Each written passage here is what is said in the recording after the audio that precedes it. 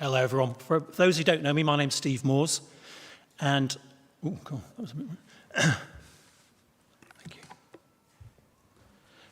And for my many and various sins, I was justly punished by being made treasurer in April last year. Isn't it wonderful, the stories that we heard there? This is the work of the church, and we should all be proud about our role in the community. But I want to give you a brief update on our general fund.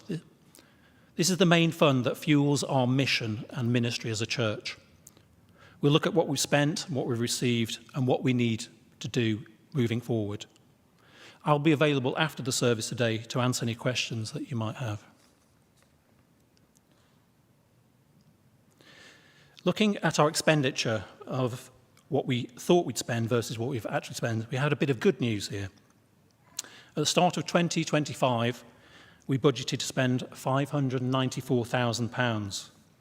We're now forecasting an actual spend of around £572,000. That's a saving of over £20,000 for the year overall. So that's a bit of good news. So I'll get that out of the way first, because treasurers like to give gloomy news. So, what did we spend the money on? What have we spent on it so far? Well, by far the biggest category this year, as like every year, the biggest spend is on staff and training. So 48% of our spend is on staff and training. Now that 48% is roughly in line with what churches our size spend. Our staff facilitate and enable ministry across the whole church family and bring new members of the family into the fold. Overall, I believe we're managing our expenditure wisely and faithfully. But it's worth pointing out that the main things we spend on are essentially people. And people, they expect to be paid every month. It's really weird. And in general, they expect more to be paid each year. So in general, in particularly the people aspects, but all elements of our cost are generally subject to inflation.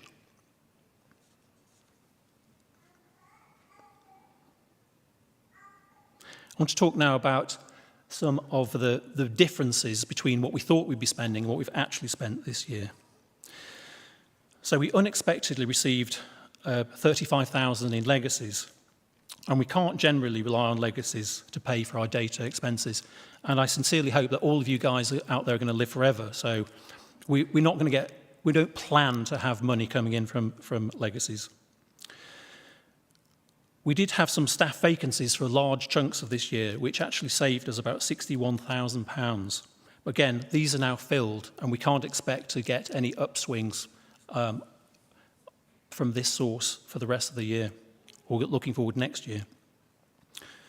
We did spend significantly more than we planned on our two houses, particularly St. Peter's House, which had not had any money spent on it for some time. But the thing I want to talk to you mostly about today are donations. Donations are £8,000 lower than we'd budgeted for this point in the year, and in fact £26,000 lower than we'd received by this time, the same time last year, i.e. by the end of September. So I want to look at donations in more detail.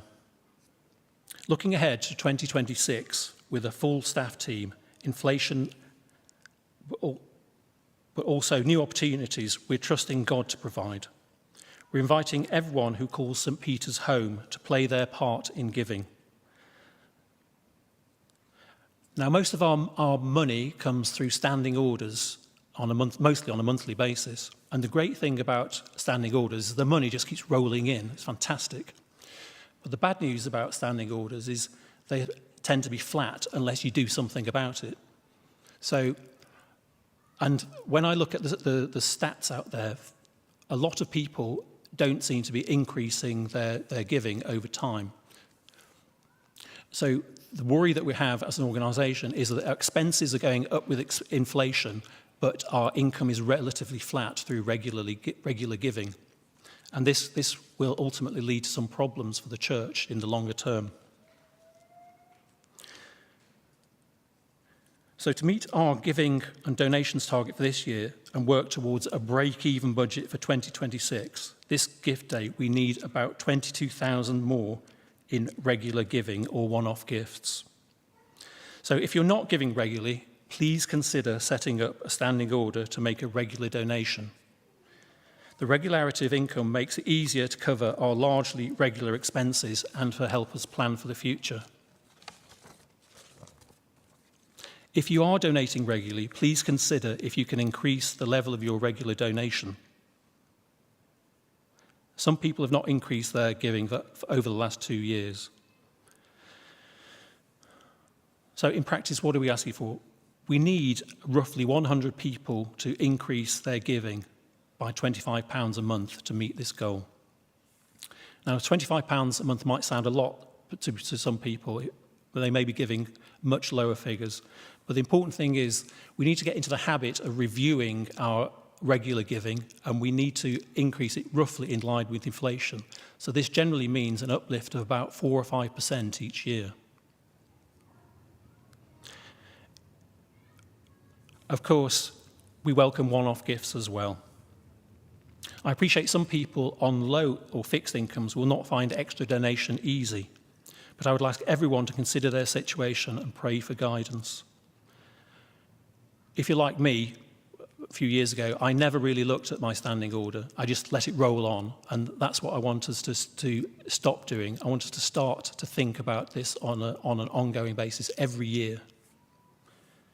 But together we can do this.